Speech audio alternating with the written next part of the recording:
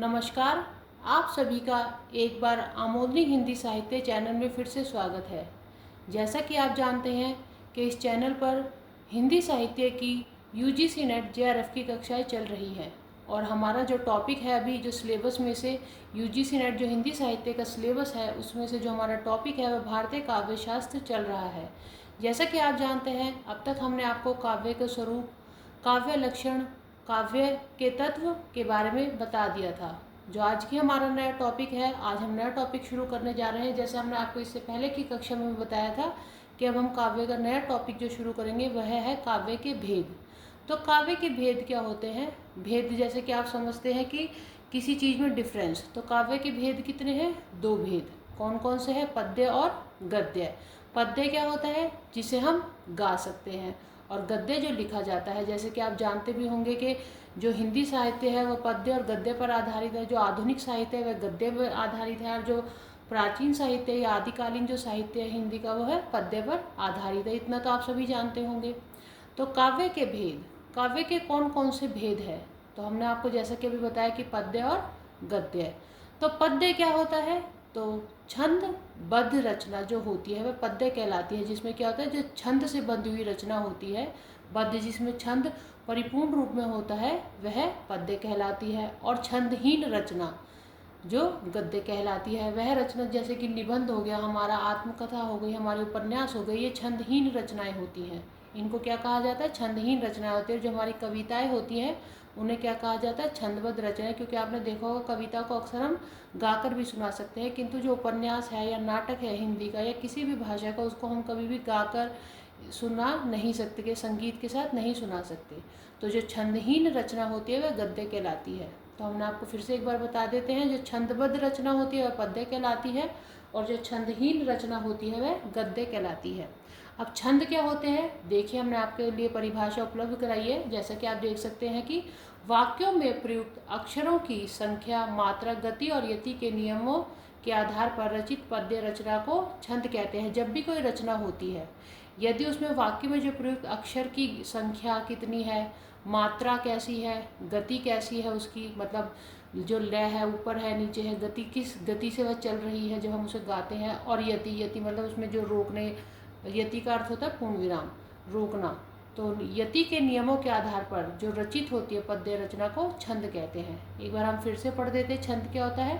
वाक्यों में प्रयुक्त अक्षरों की संख्या, मात्रा, गति और यति के नियमों के आधार पर रचित पद्य रचना को छंद कहते हैं।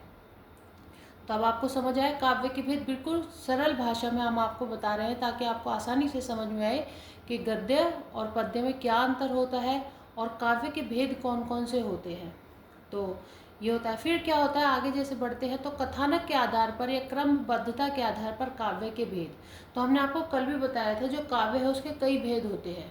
तो ये जैसे जैसे आपका भारतीय काव्य शास्त्र का जो ये सिलेबस आगे बढ़ेगा आपको सब समझ में आता जाएगा। तो कथानक यानी जो स्टोरी होती है, पहले जो होता था क्या होता था, पद्य में ही रचनाएं। भारतीय काव्य शास्त्र में क्या थी रचना, इसलिए देखो उसका नाम भी क्या है, काव्य शास्त्र। क्या था कि पद्य में ही रचनाएं सारी होती थी। तो कथानक मतलब स्टोरी के आधार पर या क्रमबद्ध सीक्वेंस के आधार पर काव्य के भेद। अब सीक्वेंस के आधार पर एक क्रमबद्धता के आधार पर कैसे कि बड़ा काव्य, छोटा काव्य या उससे छोटा काव्य, मुक्तक काव्य, इस तरीके से कई काव्य होते हैं। तो क्रमबद्धता सीक्वेंस के आधार पर या कथानक के आधार पर काव्य के भेद। तो हम आपको बताते हैं, जैसे कि एक होता है प्रबंध काव्य, आप देख सकते हैं। दूसरा होता है निबंध या निबद्ध काव्य। तीसरा होता है अनिबद्ध या मुक्तक काव्य, जो फ्री होता है। निबद्ध होता है जिसमें छंद होते हैं किंतु थोड़ी मात्रा में। प्रबंध होता है जो संपूर्ण छंद से भरा हुआ होता है। तो एक बार हम आपको फिर बता देते हैं कि प्रबंध काव्य क्या होता है। तो कथानक के आधार पर, स्टोरी के आधार पर या क्रम सीक्वेंस के आधार पर कि बड़ा है, छोटा है, उससे छोटा है, इस आधार पर काव्य के भेद क्या है। तो देखिए, जैसे कि आप देख सकते हैं प्रबंध काव्य हमने लिखा है आपके लिए। तो वह पद्य रचना जिसके छंद कथा सूत्र की व्यवस्था से पिरोए रहते हैं, उसके छंदों के क्रम को बदला नहीं जा सकता। इसमें क्या होता है कि जो कथा से जुड़े होते, व्यवस्था में पिरोए जाते हैं, जो छंद है उनका क्या है, जो क्रम है, जो छंद पहले डाल दे उसको डाल दे, उसको ये जो नियम या गति यति जो भी है इनको डाल दिया तो इनको बाद में बदला नहीं जा सकता। अब दूसरा देखिए निबंध काव्य। अब निबंध काव्य जो है, इसको निबद्ध काव्य भी कहा जाता है। तो ये क्या है? वह पद्य रचना जिसके अंतर्गत छंद किसी विचार सूत्र या भावधारा से व्यवस्थित रहते हैं।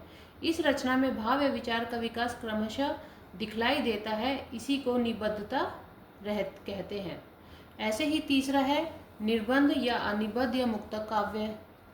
तो इसमें क्या होता है? वह पद्य रचना जिसके छंद स्वतः पूर्ण और स्वतंत्र रहते हैं और किसी भी क्रम से संचालित किए जाते हैं। अब इसमें क्या है कि जो छंद है उनका कोई क्रम नहीं होता, उनको किसी भी क्रम से हम संचालित कर सकते हैं। वे क्रम के किसी आंतरिक नियम से बंधे नहीं होते, ना ही इसमें नियम होता है। तो निबंध में क्या होता है कि कुछ नियम होते हैं, कुछ नहीं भी होते, किंतु जो प्रबंध है उसमें पूर्णतः ही निबंध से वह मतलब जो नियमों के अनुसार ही उसमें छंद चलते हैं।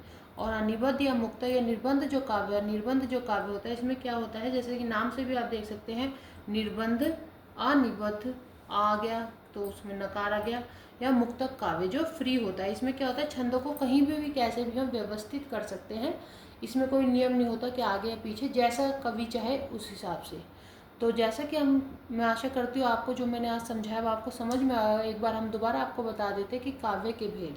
तो काव्य के दो भेद है, देख सकते हैं, पद्य और गद्य। तो पद्य वह होते हैं जो छंदबद्ध रचना होती है, और गद्य वह होते हैं जो छंदहीन रचना होती है, जैसे हमारे उपन्यास, नाटक आदि। और छंद क्या होते हैं? तो वाक्यों में प्रयुक्त अक्षरों की संख्या, मात्रा, गति और यति के नियमों के आधार पर जो पद्य रचना होती है उसे छंद कहते हैं।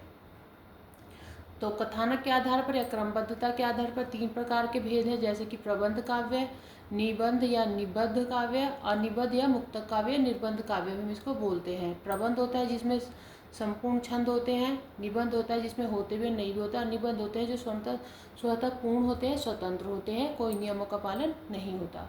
तो आज की इस कक्षा में हमने आपको एक इंट्रोडक्शन दिया है काव्य के भेद का।